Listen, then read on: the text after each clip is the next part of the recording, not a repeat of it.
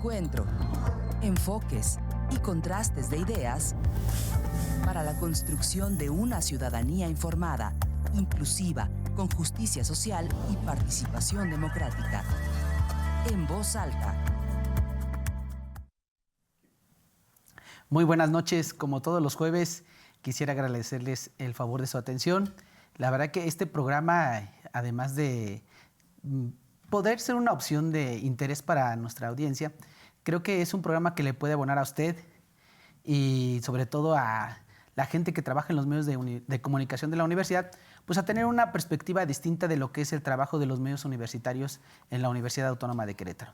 Les saluda Arturo Marcial y esta noche quisiera agradecerle la presencia a la doctora Mariana Chávez Castañeda. La doctora Mariana Chávez Castañeda es profesora de la Facultad de Ciencias Políticas y Sociales de esta universidad, pero también funge como editora de género del Sistema Universitario de Radio, Televisión y Cinematografía de la Universidad Autónoma de Querétaro. Mariana, buenas noches. Hola, ¿qué tal? Muy buenas noches. Muchas gracias por la invitación. Gracias, doctora. Pues la verdad es que el programa de esta noche quisiéramos centralizarlo, Mariana, en dos elementos principales que tienen que ver con el quehacer cotidiano de los medios de comunicación de la universidad. Nuestra audiencia debe de saber que la Universidad Autónoma de Querétaro opera una concesión pública otorgada por el Instituto Federal de Telecomunicaciones y es una concesión en la modalidad de pública, es decir, es un medio de comunicación público. Nuestra audiencia también tiene que tener como contexto que cuando usted le prende a la radio, la televisión, hay tres tipos de concesiones. La concesión pública, que es la que tiene la universidad, la concesión social, que son estas concesiones de radio y televisión que operan con ONGs o miembros de la sociedad civil, y también desde luego las concesiones comerciales, que son las concesiones que usted ve a través de los canales de televisión comercial, ¿no? Entonces, eso para ponerlo en contexto. Cuando hablamos de los medios de comunicación públicos, hablamos de medios que de alguna u otra forma funcionan de instituciones públicas, como son los gobiernos de los estados, es decir, cada gobierno del estado tiene la posibilidad de operar radio o televisión a través de esta figura de la concesión pública, pero también las universidades públicas.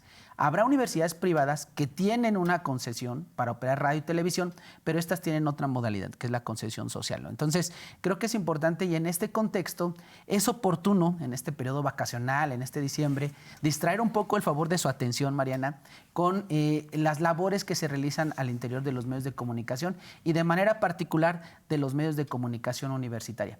Me parece que hay muchas cosas que estamos atestiguando hoy como sociedad. Hay muchos nuevos retos que cumplir, más allá de las disposiciones legales que regulan la actividad de los medios de comunicación públicos, es decir, de manera particular los universitarios. Creo que también tenemos que ser claros de hacia dónde nos llama la vocación social de un medio de comunicación público. Es decir, cuál es la misión social de un medio de comunicación público. A lo mejor un medio de comunicación en general podrá tener la misión de entretener, a lo mejor de informar, pero la gran característica de los medios de comunicación, no sé si la compartas, Mariana, de los medios de comunicación públicos, sobre todo los universitarios, pues es esta función de formar criterios y de alguna otra forma formar análisis para que nuestras audiencias tomen las mejores decisiones al momento de entablar diálogos en la realidad pública, es decir, en la cosa pública. En ese sentido, en la primera parte del programa, Mariana, me gustaría que platicáramos un poco sobre la actividad periodística y los límites que se tienen en el ejercicio de la libertad de expresión. La doctora Mariana Chávez tiene una larga data profesional en términos de ejercicio periodístico, no basta decirlo, seguramente muchos de los que nos están viendo te reconocen. Obtuviste en algún año el Premio Estatal de Periodismo, si no tengo mal el dato, Mariana. Has sido corresponsal de medios nacionales y desde luego pues tu trayectoria como periodista es reconocida en este estado de Querétaro.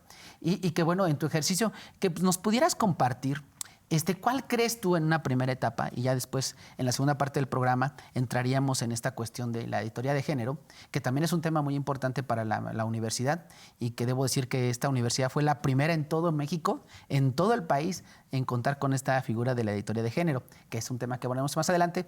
Pero en esta primera parte quisiéramos nosotros, o quisiéramos entrar en el análisis, Mariana, a razón de que fíjate que algunas veces cuando se está en un micrófono, cuando se está ante un medio de comunicación, pues bueno, no somos a veces conscientes, como esta noche, por ejemplo, de que detrás de esta voz, de este rostro, pues hay toda una institución y hay todo un prestigio que cuidar y que desde luego, pues a veces perdemos el norte de estas cosas y pues bueno, creo que es importante como empezar a analizar cuál es primero la responsabilidad que se tiene en el ejercicio periodístico, es decir, cuáles son los criterios que asume un periodista o una periodista para más o menos dotar de información suficiente para que las y los escuchantes o televidentes pues se formen un criterio, ¿no? En esa parte quisiera empezar a jalar el hilo por tu trayectoria profesional y que nos contases un poquito cuál podría ser la labor de un periodista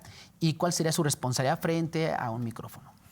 Bien, primero mencionar que efectivamente hay que cuidar un prestigio de una institución. Sin embargo, me parece que la mirada también debe de estar enfocada a que estamos prestando un servicio público a una audiencia. Y con esta mirada que tú mencionabas, esta idea de que los medios, de hecho, es la función, una de las funciones que tienen los medios de comunicación, tanto públicos como comerciales como sociales, es la de informar, entretener y formar a una audiencia. ¿Pero crees que los comerciales sí cumplen esa función de formar? No, sí, yo digo que sí la cumplen, pero de una muy mala manera. O sea, en el ejercicio lo hacen, ¿no? Lo hacen. Alguien se forma un criterio a partir de ponerle, perdón por el comercial, pero ponerle en Televisa o TV Azteca, se forman un criterio, ¿no? Sí se forma, pero yo diría, ese es el fondo del asunto y por eso la importancia de cuidar qué decimos y cómo lo vamos a transmitir desde los medios universitarios. Y queda claro que la visión del sistema universitario de radio, televisión y cinematografía lo menciona. Busca ser referentes hacia el exterior, justo porque estamos en una institución educativa donde estamos formando, estamos enseñando a los próximos profesionales, entonces tenemos esa obligación y esa gran responsabilidad, ¿no? El estar frente a un micrófono representa un gran privilegio, pero con una enorme responsabilidad. Y justo a lo que tú mencionabas hace un momento, pues en la práctica periodística ahí vienen pues los conflictos y cómo lo entendemos y cómo lo interpretamos. Porque si bien desde la Constitución política de los Estados Unidos mexicanos dice con claridad que tenemos el derecho a informar y estar informados, es un derecho humano reconocido, ¿no? Y que también tenemos el derecho a la libertad de expresión, pero el asunto es que cuando llegamos a la práctica, ¿cómo entendemos la libertad de expresión, no? Porque en algunos casos se llega a convertir en abusos, ¿sí? O en algunos casos se llega a convertir en algo inconsciente en nuestra dinámica del día a día, ¿no? Y no nos damos cuenta a quién estamos transmitiendo un contenido y nuevamente tenemos que cuidar esta parte de formar, porque en algunos programas lo pueden escuchar niñas, niños, ¿no? Lo pueden escuchar algunas otras personas con posturas ideológicas distintas, que puede resultar ofensivo eso que estás escuchando. Entonces, ahí viene la parte compleja, ¿no? ¿Cómo llego a esta gran diversidad de públicos que tengo ante un pluralismo de ideologías, de posturas, de creencias, incluso de creencias religiosas? ¿Cómo llegamos a ellos? Porque nuevamente es tan diversa nuestra sociedad, ¿no? Que no todos lo entendemos y lo interpretamos de la misma forma. Entonces, yo diría, pues, la única forma en este ideal es apegarnos a los principios que tiene cada institución y por eso cada institución genera manuales de ética. Aquí lo tenemos, el sistema universitario, el código, ¿no? El código de ética lo tiene, ¿no? Tenemos otros textos, ¿no? Donde menciona con claridad cuáles son las funciones y responsabilidades que tenemos para producir contenidos, por ejemplo, para autorizar un programa, un nuevo programa, con qué temática, qué requisitos se tienen que cumplir para solicitar ese programa. Entonces, si lo tenemos, yo diría, esa es la base. Y digo, yo no soy abogada, no soy la especialista en la materia, pero pues quiero pensar, y tú ahí lo sabes perfectamente, ¿no? Que participaron especialistas en la materia para integrar estos códigos, estos reglamentos internos que se retoman también desde lo que dice la Constitución, lo que dice la Ley Federal de Telecomunicaciones y Radiodifusión, ¿no? Y otras instancias internacionales donde establece que tenemos que cumplir con lo que es el derecho humano a la información, el derecho humano a la libertad de expresión. O sea, es decir, es una obligación, no es algo de que, como yo decía ayer en la cuestión de la editora de género, o sea, no es una moda. O sea, no es una cuestión de que si quiero, no. Es una obligación porque está en la ley y tener una concesión representa eso. Tenemos responsabilidades y tenemos obligaciones, ¿no? Yo he escuchado que es común estas ideas, sobre todo lo he escuchado en medios comerciales, ¿no? A ver, esta es nuestra postura, este es mi punto de vista y defiendo mi punto de vista. Y es válido, estás en el uso de tu libertad de expresión, lo puedes hacer, ¿no? Pero, nuevamente, cuando ya rompemos ese límite, ¿no? Donde me estoy excediendo y voy a afectar a un tercero, entonces ahí es donde tenemos que detenernos. Y eso es muy polémico, porque justo pues es una línea muy delgada y ahí es donde no tenemos estos consensos, ¿no? Porque estamos entre la frontera de dos derechos, ¿no? El primer derecho, el de la libertad de expresión, y el segundo derecho, ¿no? A la no discriminación, al no insulto y a la no violencia. Y nuevamente, como está muy normalizado en la forma que hablamos cuando estamos con nuestros cuates, ¿no? Cuando estamos con las amigas, con los amigos, ¿no? A veces cuando estamos detrás de un micrófono, a veces eso pues no se llega a cuidar y no nos estamos percatando, no le estamos poniendo atención a qué público nos estamos dirigiendo. Y alguien podría decir, bueno, o sea, Mariana quiere que todos en todo momento hablen con un lenguaje extremadamente formal, o sea, eso no es posible. Claro que no. Tenemos distintos tipos de programas, ¿no? Desde para el que va dirigido al entretenimiento, por supuesto que cambia el lenguaje, ¿sí? Y por supuesto que tenemos libertad hacia ello, pero nuevamente tenemos que sentarnos a reflexionar entonces, ¿cuál es ese límite, no? Decía hace un momento que yo he escuchado en la radio comercial, si no le gusta, cámbiele, ¿sí? Nosotros así aquí hablamos y no se trata de eso, porque nuevamente es un servicio público, así tengas una concesión de tipo comercial donde hay un lucro, ¿sí? También estás brindando un servicio público y no debemos de perder de vista eso, ¿no? Sí, fíjate, Mariana, qué bueno que tocas este tema. Y bueno, esto la parte la quería más o menos poner como ejemplo en este espacio. Una anécdota, ¿no? Recuerdo que uno de nuestros conductores en Radio Universidad, hace un poco menos de un año, se dolía por una cuestión de censura, en el sentido de que le fue editada una palabra antisonante, ¿no?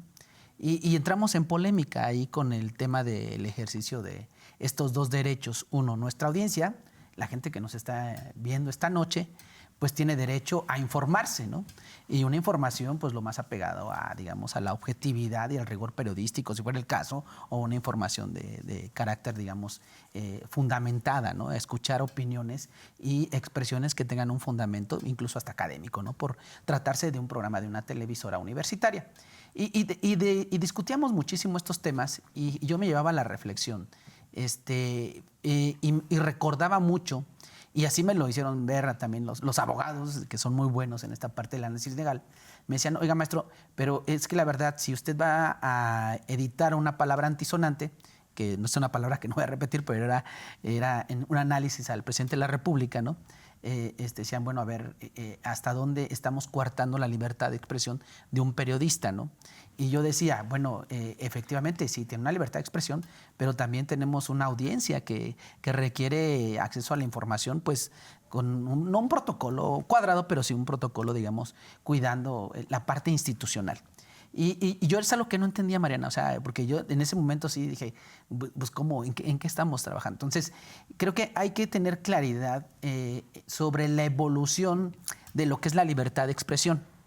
El antecedente histórico refiere que en el sistema político mexicano de los años 70 existía una ley de imprenta.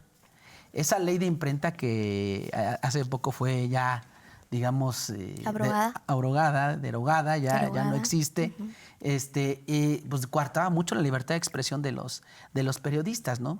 Y entre los argumentos que daban los filósofos del derecho era en el principio máximo que en una sociedad democrática, Mariana, el escrutinio público es importantísimo para la función pública. Es decir, cuando yo soy funcionario público, me pongo una capita de gobernador, de presidente municipal, de secretario de Estado, de diputado federal, diputada federal, lo que se ocupe en ese momento, y que ese simple hecho de tener esa investidura nos pone en el ojo público. Y eso implica que estamos expuestos, a diferencia de un ciudadano, a ser criticados de una forma distinta. ¿Cuáles son los límites que establece la norma para la libertad de expresión? Pues estos límites tienen que ver con el derecho a la privacidad, desde luego, ¿no?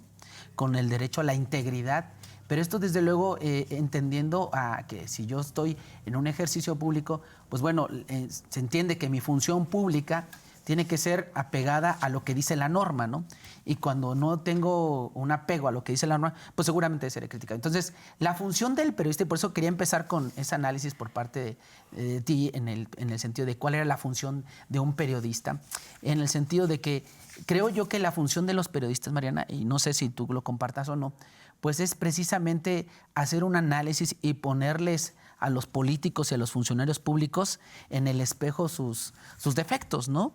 Sus defectos, y que desde luego son parte del escarnio público, y claro, respetando siempre el límite al derecho a su privacidad, ¿no? Que es lo que yo creo que en ese sentido pues es el tema, ¿no? de discutir. Y fíjate, traigo a cuenta esta anécdota porque fue así como me lo explicaron. Me dijeron, a ver, no estamos invadiendo su esfera personal del presidente, porque yo decía, pues como decían una palabra antisonante contra López Obrador, y yo decía, o sea, no es el espacio en la universidad para decir una grosería contra el presidente, no más allá de ideologías, de que yo defienda, ¿no?, a López Obrador, que desde luego yo lo critico bastante, pero jamás me referiría de forma peyorativa en cuanto a su familia o algo así, ¿no? Podría yo criticarle su función como presidente, pero sí usaban una palabra antisonante que a final de cuentas el periodista no quería como ofenderlo, sino el periodista criticaba el uso de ese lenguaje de un magistrado, ¿no? Entonces, pues ahí es como en esto que uno está en la universidad, es la gran ventaja de estar trabajando en una universidad pública, que uno va aprendiendo todos los días, ¿no? Entonces yo decía, bueno, pues a lo mejor entiendo que esta parte pues sí tiene que ver con la función pública, y que mientras no toque y trasgreda los derechos de terceros, entonces la libertad de expresión tendría que ser una garantía. ¿Y por qué es importante hablarlo de esto? Porque creo que en un México del siglo pasado, en los 70s, pues sí, porque yo recuerdo en el último encuentro que tuvimos sobre la red de comunicación hace unas semanas en Sonora, sobre la función de los medios de comunicación pública, precisamente, nos contaba el presidente de la red una anécdota en la sobremesa sobre el tema de que en los años 70s todos los medios de comunicación, periódicos, radios y televisión, tenían un enviado de la Secretaría de Gobierno para editar los materiales, todos. O sea, todos los medios de comunicación en el siglo pasado tenían y era la censura previa que le llamaban, ¿no? Porque dentro de la ley de imprenta precisamente se establecía ciertos parámetros para informar a la sociedad. Desde el gobierno se tenía esta facultad para censurar previamente los contenidos que la gente veía en los 70s, en los 80s, ¿no? Entonces, eso se fue perdiendo afortunadamente, y ese censurador, pues fue desapareciendo. Entonces, yo me pongo a ver y a partir de estos análisis yo he dicho, bueno, creo que lo importante es observar que en el ejercicio periodístico de nuestros colaboradores como conductores, productores, invitados, se respete la libertad de expresión, siempre y cuando no dañe los intereses de tercero y no ataque la vida privada de las personas, incluidos funcionarios públicos. Y ya con este ejemplo quisiera cerrar, Mariana. También hace algunos años, como hace aproximadamente 4 años, tuvimos un colaborador que criticó mucho el papel de las feministas, ¿no? Y se expresó muy mal, ¿no? Y ahí sí, este discurso sí generaba un tema de odio. Y entonces ahí de inmediato activamos los mecanismos de participación digamos, de las audiencias y demás, y sí se le llamó a la cordura a este colaborador, porque era un poco una expresión radical. Y creo que sí era una forma como muy directa de incentivar un lenguaje de odio, ¿no? Entonces, yo así como que, en ese sentido, pues sí, yo quería este análisis, Mariana, llevarlo a esos extremos y decir, bueno, yo rescataba desde tu experiencia profesional como periodista, cuál es la función del periodista, ¿no? Para decirlo de una forma, y en ese sentido, hasta dónde se excede, porque esta es la primera parte del programa. Los límites de la libertad de expresión, yo los entiendo a partir de nuestra norma, a partir de todas esas estructuras jurídicas que has de mencionar, como esa, digamos, límite a no intervenir en la cuestión personal de nadie, y también en esta parte de no generar discursos de odio, ¿no? Que recordemos que estos discursos de odio ya han sido analizados por organismos internacionales y claro, si nosotros nos referimos a discursos de odio, por ejemplo, nos remitimos al discurso de eliminación, de exterminio del otro. Yo siempre se los digo a mis alumnos y alumnas y alumnas, la política no es exterminar al otro. La política es convivir con los adversarios y entender que hay gente que piensa distinto a mí y que me puede criticar, ¿no? Y entonces creo que si hablamos de discursos de odio son ejemplos de esos discursos donde la narrativa es el exterminio del otro.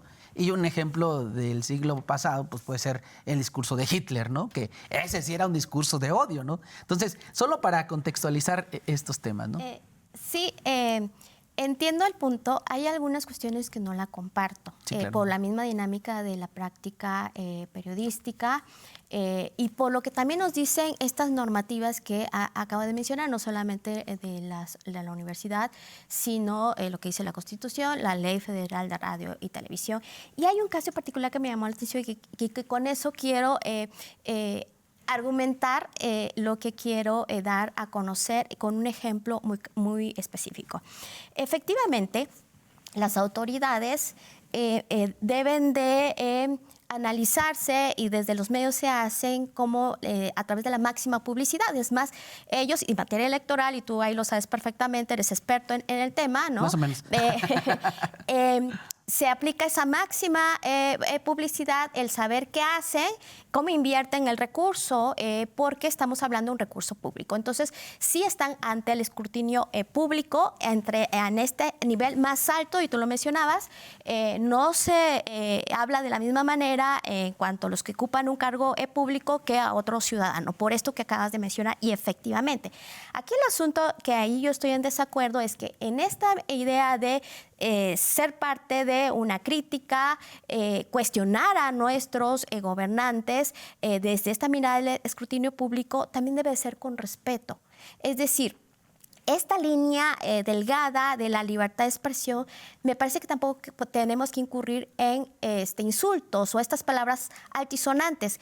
Sin embargo, hay que aclarar, depende mucho en qué contexto y cómo es expresada esa palabra altisonante para poder determinar si estoy atravesando esa línea o estoy brincando esa línea para entonces llegar a una ofensa, ¿sí?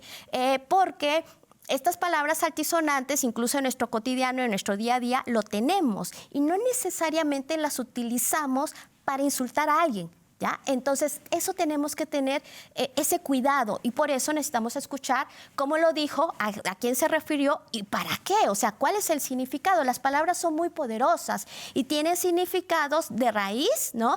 Y significados sociales. Entonces, por eso las tenemos que cuidar. Y bueno, un ejemplo muy concreto está la polémica que tuvimos en el fútbol con estas 4 letras que le gritaban ¿no? a los futbolistas y sobre todo al árbitro. Y muchos mencionaban, pues es que la parte es parte México, de la cultura, ¿no? Del mexicano, sí, y es muy común. Sí. No, pero llevaba una carga significativa socialmente muy fuerte, sí, llevas razón, sí, de discriminación, de rechazo. Entonces, ahí es donde tenemos que cuidar. Y entonces, para poder, y esto que mencionabas tú sobre que el límite es el respeto a la vida privada, esto ha cambiado también. Tú mencionabas que ya hay formas distintas incluso de cuestionar. Ha cambiado y las Suprema Corte de Justicia de la Nación también así y lo ha dado a conocer a partir de esta polémica que llegamos a tener en su momento, si recuerdas, de por qué algunos políticos y funcionarios bloqueaban a los ciudadanos en sus redes sociales. Sí. Y justo aplicó este criterio de la máxima publicidad. Tú eres una figura pública y lo sentimos mucho, no puedo bloquear. Sí. ¿Y cuál fue el argumento? Textual lo leo. Una persona pública y un funcionario ve desdibujada su derecho a la intimidad en aras de favorecer el derecho a la información, los temas de interés general como los relacionados con el desempeño de su gestión gubernamental están sometidos a un fuerte nivel de escrutinio público. Efectivamente. Sin embargo, ¿cómo se modificó esta interpretación de un juez federal a partir de la solicitud de un amparo? Y voy a poner un ejemplo que eso me llamó mucho la atención para tratar de llegar a esta idea de por qué digo tenemos que cuidar. Sí. Es decir, tenemos este límite de la libertad de expresión, pero no utilizar insultos en mi discurso, ¿no? Sí, claro. Porque la otra persona, pues imagínate, a ti te gustaría que se refirieran a ti con una palabra disonante, por supuesto que no, ¿no? Entonces, eso es lo que tenemos que cuidar. Fíjate, esto lo encontré recientemente en una nota periodística.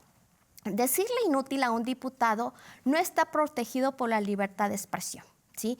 Ese fue el título de la noticia. Esto fue en junio de 2023 a partir de la resolución de un juez federal. ¿Qué ocurrió? Resulta que pues, representante popular Gerardo Fernández Noroña, bloqueó a un ciudadano en sus redes sociales porque le dijo inútil. El ciudadano se amparó justo por lo que acabo de mencionar, porque como es una figura pública, no tiene por qué bloquear al ciudadano. Porque alguien le diga inútil. Exactamente, que no lo tiene. Pero mira lo que determinó el juez, que eso es lo que me llamó la atención. Dice, la Constitución no reconoce un derecho al insulto o a la injuria gratuita. Y si bien no veda de expresiones inusuales, alternativas, indecentes, escandalosas, excéntricas o simplemente contrarias a las creencias y posturas mayoritarias, aun cuando se expresen acompañadas de expresiones no verbales, simbólicas, lo cierto es que el derecho al honor prevalece. ¿Sí? Eso fue lo que determinó un juez para no otorgar el amparo al ciudadano. O sea que el juez le dijo, ¿sabes qué? Ciudadano, pues él tiene derecho a bloquearte. En ese sentido sí, ¿por qué? Porque tú le insultaste. Porque el solo decirle inútil no abona un diálogo. Y ese es el fondo del asunto. A lo mejor es inútil en torno a su función, Mariana, ¿no? Pero porque, nuevamente, a ver, si nos vamos a la definición útil o inútil, tiene que ver en torno a la función pública que desempeñas. Al ser funcionario público, pues eres útil a la sociedad si ejecutas bien tu trabajo. Pero si no lo haces bien, yo digo, inútil no me parecería, pero bueno, los expertos son los jueces, ¿no? O sea. Estaba buscando justamente sobre el significado de la palabra inútil. En el diccionario de la Real Academia de la Lengua Española dice que es algo inservible, ineficaz, infructuoso. Ineficaz. Sin embargo, en la forma que lo expresas, por eso te decía, sí, podemos utilizar palabras altisonantes, ¿ok? Pero depende mucho cómo la expreses, porque el tono también tiene que ver, claro, ¿sí? Claro. En qué contexto, porque también, nuevamente, las otras palabras, para integrar la idea en su conjunto, va a derivar en significados también sociales. Por eso tenemos que tener cuidado. Es que no es nada más de decirle, ¡ey, el inútil de Fernández Noroña! ¿Ya? Nuevamente, ¿en qué sentido? Porque entonces eso puede representar un insulto hacia la persona. Y desde los medios universitarios, el tener el micrófono no representa que insultemos al otro. Entonces, buscando justamente para tratar de entender esto que estoy mencionando, la palabra inútil es utilizada para humillar o denigrar a una persona. ¿Según quién? Esto de acuerdo a la Comisión Nacional para Prevenir y Erradicar la Violencia, la CONAVI. Okay. ¿Sí?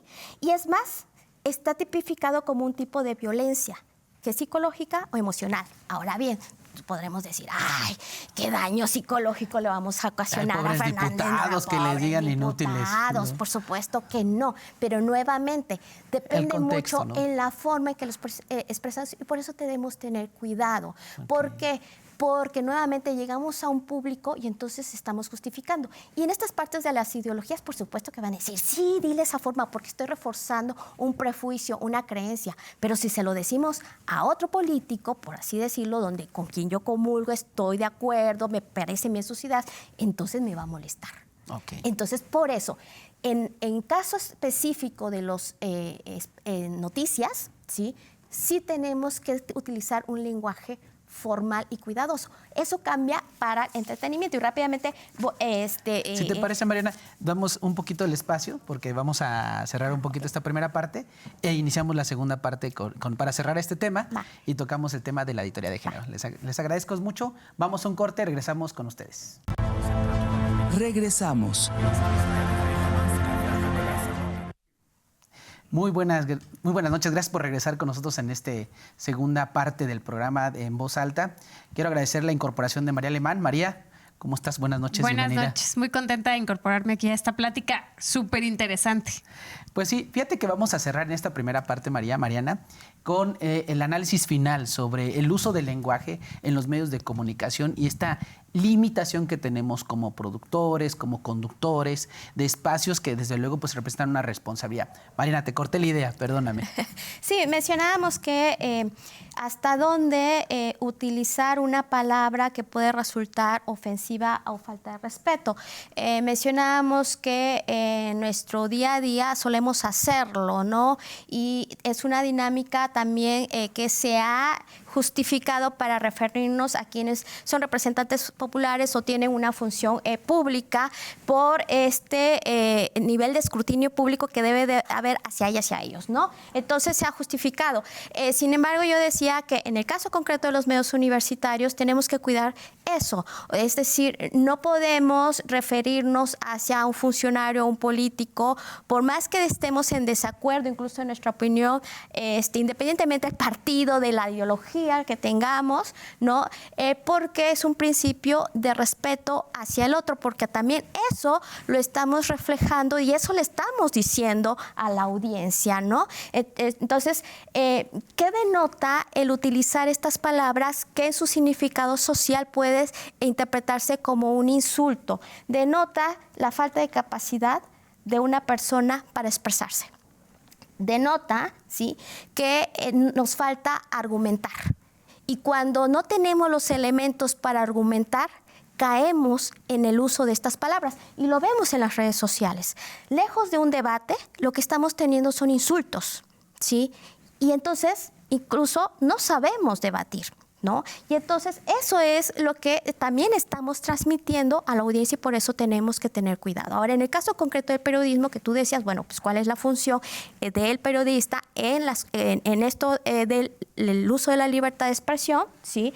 El principio del periodismo no es ser juez, ¿sí? No somos las juezas, ¿sí? No somos los jueces, ¿sí? Tampoco debemos de etiquetar.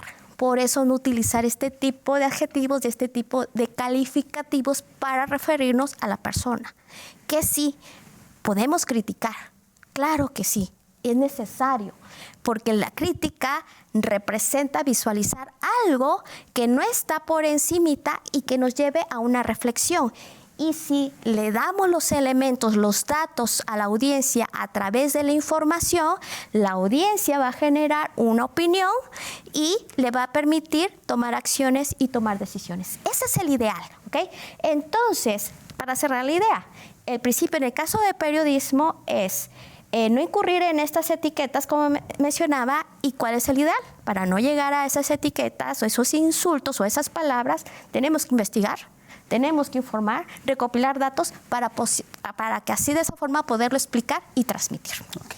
María. Sí, estoy entendiendo bien, doctora.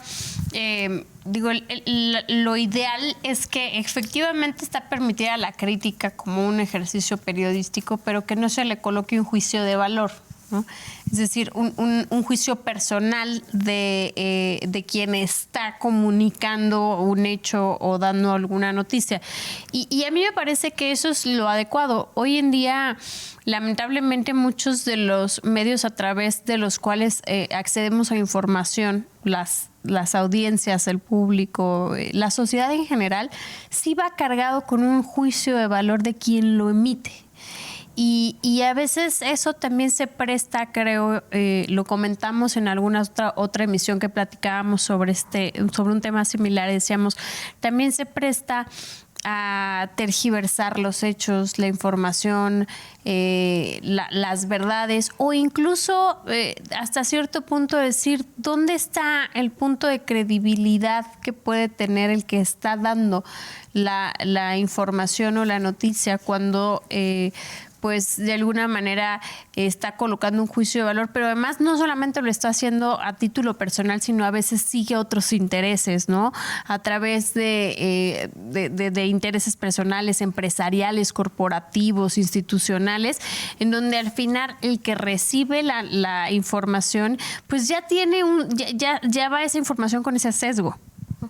Sí, coincido nuevamente. En este ideal del periodismo no debemos de juzgar, no debemos de poner estas etiquetas, estos adjetivos, porque te lleva a un insulto. Ahora bien, sí es necesaria la crítica, reitero, pero para llegar a ese nivel de crítica, pues tenemos que recopilar datos. Y entonces es válido mencionar con datos muy claros, verificados, que son también principios y que están en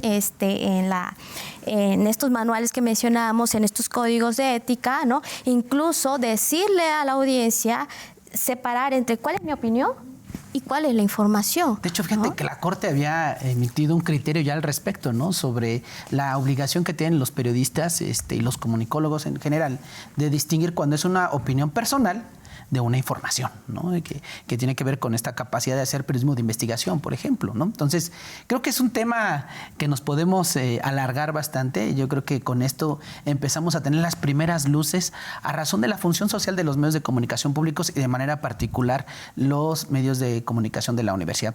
Marina, desde luego tus aportaciones son muy valiosas, son señales que desde luego marcan luz en respecto a la función que estamos haciendo. Para eso vas a estar ahora ya practicando este tema y desde luego quisiera entrar, María, si me lo permites, a la función de la doctora Mariana Chávez Castañeda, que tiene que ver con una figura, María y estimada audiencia, que se creó recientemente, que se institucionalizó ya de manera formal este año apenas, y que tiene que ver con una figura que se llama editora de género. La verdad es que tenemos una deuda, y lo hemos platicado hasta el cansancio en muchos programas, una deuda histórica en materia de género, en materia de inclusión también, y que desde luego hay que buscar que el trabajo de los medios de comunicación de la universidad sean un referente también en este tema, ¿no? Ya lo fuimos en este año. La Universidad Autónoma de Querétaro fue la primera universidad que instauró formalmente esta figura. La verdad es que esta iniciativa viene de la maestra Mercedes Olivares Tres Gallos, que es nuestra defensora de las audiencias, y que puso en la mesa un tema que incluso lo puso en un rango, digamos, superior a otras esferas que tienen otros lugares en el país, donde decían, a ver, es tan importante en materia de género que hay que darle una formalidad. Y entonces propuso esta figura y la doctora Mariana Chávez nos hizo favor de aceptar la invitación a colaborar con los medios de comunicación universitarios con esta figura. Entonces, Mariana, si nos das una introducción de cuál es la función principal y cuáles serían los alcances y para qué existe esta figura en los medios de comunicación de la universidad. Sí, la verdad es que, bueno, para mí es un honor, la verdad es que se haya fijado en una servidora. Formalmente fue en mayo, la designación fue en mayo de este año, pero los trabajos vienen desde agosto de 2022, en concreto con la maestra Mercedes Olivares, ¿no? Se cuentan ya con los lineamientos generales de la editora de género y diversidad, que consta de 35 artículos, y ahí también con mucha claridad establece qué es y cuáles son las funciones. ¿Qué es? Es muy amplio, pero lo voy a sintetizar en unas palabras: es supervisar, es capacitar, también para que cuidemos en nuestros contenidos qué decimos y cómo lo decimos. En síntesis, es eso. Para que, en materia de género. En materia de género, por supuesto, y diversidad, para inclusión. Justo lograr este gran compromiso que sigue pendiente de que la mirada de género y diversidad sea transversal en todos los contenidos. ¿Por qué sigue estando pendiente? Porque si bien ya se ha mencionado de forma reiterada, como tú mencionabas, que los medios de comunicación deben presentar sus contenidos con perspectiva de género, en la práctica no lo llegamos a cumplir, ¿no? Normalmente lo que hacemos, y lo decía ayer en la capacitación que tuvimos con las y los integrantes de TV WAC, es que abordamos los temas de género, abordamos temas sobre mujeres, en fechas emblemáticas, el 25 de noviembre, el 8 de marzo, y después nos olvidamos, ¿no? Entonces, lo que representa es que tengamos contenidos transversales, es justamente eso, en todo momento, ¿sí? ¿Y para qué lo necesitamos? Nuevamente, nos debemos y damos un servicio a la audiencia, pero con lo que tenemos en nuestros medios, lo que presentamos en nuestros medios, son eso, representaciones sociales. Y está tan normalizada la violencia, los estereotipos, que entonces lo replicamos en los contenidos que presentamos en nuestros medios, ¿no? Los roles de género incluso. También los retransmitimos. Y entonces, eso es lo que tenemos que visualizar, hacer conciencia para decir, esto es incorrecto. Y yo lo que les decía ayer, a ver, tenemos desafortunadamente una postura machista muy característica en nuestros medios de comunicación, que es el ego. Sí, es que yo soy el conductor, ¿no? Yo soy el de la voz cantante, interesante. Esa es una postura machista porque denota superioridad. ¿Okay? Entonces, lo que yo les decía, por hacer conciencia, y para lograrlo tenemos dos cosas. Uno, tener humildad. Humildad que necesitamos cambiar, ¿sí? Reconocer que estamos fallando, y que si estamos fallando, si lo mencionamos, ¿sí? Eso va a representar que busquemos cómo lo mejoramos, ¿sí? Y la segunda, pues esta responsabilidad de participación, porque no es una cuestión nada más de la editora, no es una cuestión nada más de la coordinadora de TV WAC, de la rectora, de la UAVIP, no. Es de todas y todos, o sea, todos los que estamos participando para generar un contenido a través de los medios de comunicación universitarios. Entonces, la función es muy amplia también, es un reto mayúsculo porque va desde supervisar los contenidos para que no incurramos en violencia de género, estos estereotipos, revisar guiones y también capacitar y solicitar de que pues se vayan integrando distintos contenidos, distintas temáticas desde la mirada de las mujeres, respetar a las niñas y a los adolescentes, lo que representa la violencia, para hacer conciencia. Y entonces pues el ideal es que en estas representaciones sociales que estamos transmitiendo a través de los medios llegue a la audiencia, y a través de la audiencia pues busquemos también cambiar esas formas que como sociedad nos está haciendo daño. Entonces, si lo entendemos, si participamos, pues este ideal estamos buscando pues mejorar y tener una mejor sociedad. Ese es el ideal y parte de los trabajos que vamos a estar desempeñando. Y rápidamente nada más mencionar que bueno, ya si bien hemos estado trabajando desde la creación de la figura y demás, en esta capacitación ya se solicitó a los integrantes de TV WAC que como tarea tienen que integrar 10 temas de entrada, de arranque, en cada uno de sus programas, temas con perspectiva de género, por supuesto, y diversidad, cada programa que están participando, están laborando, trabajando en las distintas funciones que llegan a desempeñar. María, ¿cómo ves? Me parece maravilloso, la verdad es que creo que es una posición que debemos empujar socialmente a que tengan todos los medios de comunicación. Qué bueno que los medios universitarios pongan el ejemplo, porque efectivamente a veces no nos damos cuenta, pero yo participo en una colectiva de mujeres, y hay muchas, de hecho, tengo la posibilidad de coincidir con muchas comunicadoras, periodistas del Estado en esta colectiva. Y ahí nos hemos dado cuenta justamente incluso de cómo se titulan las noticias de totalmente diferente si se trata de una mujer o de un hombre, ¿no?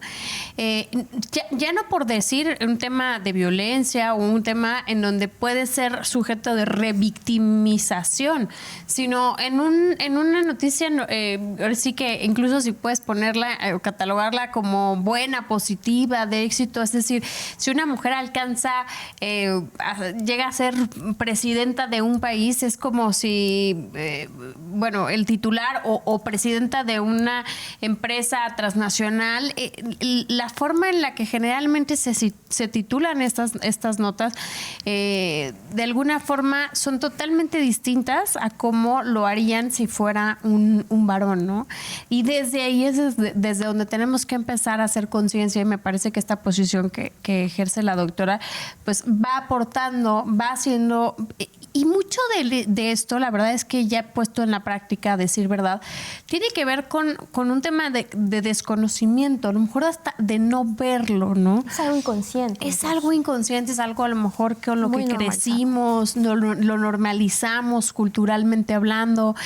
Y a lo mejor muchos de los que hoy llevan programas que son conductores, que dan las noticias en distintas empresas, ¿no? de comunicación, al final a lo mejor no crecieron con esta conciencia, no fueron formados en su profesión con esta conciencia, y yo creo que la labor de tener un área especializada en esto es justo poner el dedo en el renglón y hacer que todo mundo te caiga el 20, como decimos coloquialmente. A mí me pasó, la verdad es que cuando empezamos a hacer estos esfuerzos en la colectiva en la que participo, la verdad es que a lo mejor en algunos aspectos yo no estaba tan involucrada, ¿no?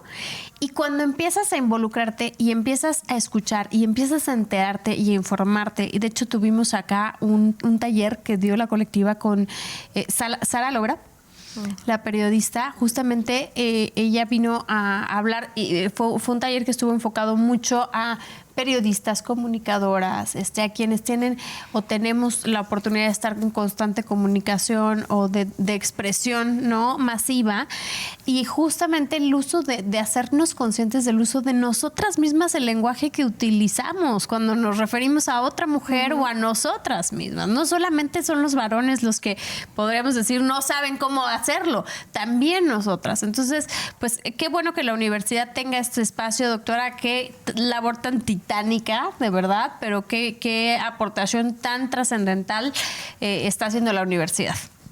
Pues sí, yo creo que acaba de referir María acertadamente, Mariana, una serie de elementos que la universidad, por estar en un espacio de análisis y de constante crecimiento en materia de conocimiento, de desarrollo tecnológico, pues también la parte de las humanidades, ¿no?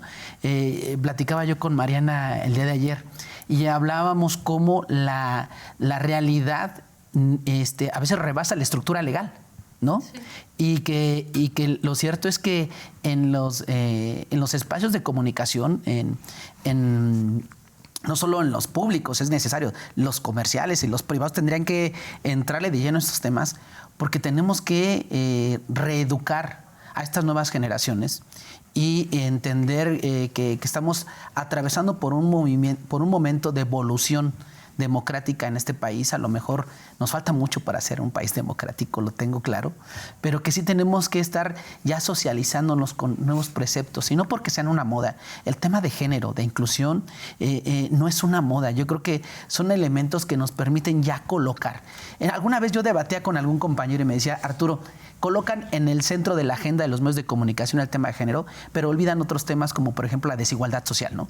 Decían, son temas que a lo mejor merecen también ser abordados, ¿no? Y parece ser que a veces los medios se centran en estos temas de moda. No, no es un tema de moda, es un tema de reivindicación de una deuda histórica que hay con el tema de género e inclusión, ¿no? A muchas personas seguramente se les hará como un poco incluso hasta mofa, ¿no? El tema de la inclusión, pero tenemos que empezar a socializarnos y a llevar en nuestros actos cotidianos prácticas incluyentes.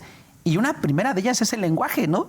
El hablar de las disidencias que ya platicamos la vez pasada, ¿no? En el uso del lenguaje, por ejemplo, Mariana, o sea, en el tema de las, los y les, o sea, hay gente que no tiene, como decían María, orientación hacia un género u otro, sino más bien se identifican con nuevas modalidades de entender su sexualidad. Disidencias sexuales. Disidencias sexuales, María. Entonces, creo yo que hay un reto enorme, no sé si quisieran cerrar ya desafortunadamente en televisión como siempre, el tiempo es fulminante y yo solamente restaría agradecerte, María, que hayas abierto el espacio para estar con nosotros y María, pues también que te des el espacio ahora que ya vienen estos tiempos de ajetreo político para estar en el programa. La verdad es que son, yo creo que temas de interés no solo de los universitarios, sino que a la sociedad, pues para comprender más este tema de los límites de la libertad de expresión y de ahora esta perspectiva de género e inclusión. Mariana, para cerrar. Al contrario, agradecer porque que me hayas invitado y brindarme este espacio para poder transmitir estas ideas y es válido tener ideas distintas que comentamos hace algún momento sobre el uso de la libertad de expresión y sus límites y por supuesto desde la editora de género pues estamos a la disposición, estamos a la orden para cualquier comunicación, estamos incluso ya participando con algunas otras instituciones con la idea de formar una red de editoras de género. Como la UDG, ¿no? Con la Universidad de Guadalajara, que también ya tiene su editora de género, e invitar a otras instituciones educativas con los medios de comunicación que tiene otras universidades, pero también los medios comerciales y que ojalá pues se atreva, se pongan ese reto porque es más que necesario. Yo escuchaba la primera editora que surgió en 2017 en el New York Times y ella mencionaba ojalá y no existiera esta figura de editora de género. No fuera necesaria, ¿no? Porque entonces no sería necesario. Entonces refleja el por qué necesitamos y un contexto tan violento que tenemos en México, que bueno, refleja por qué necesitamos editoras de género y diversidad en el país. Gracias, Mariana. María, cerrando. No, gracias. Al contrario, felicidades por esta labor que se está haciendo desde la universidad. Bueno, pues les agradecemos mucho el favor de su atención. Esperemos estas reflexiones les sean de utilidad y pues nos vemos el siguiente jueves. Muchas gracias.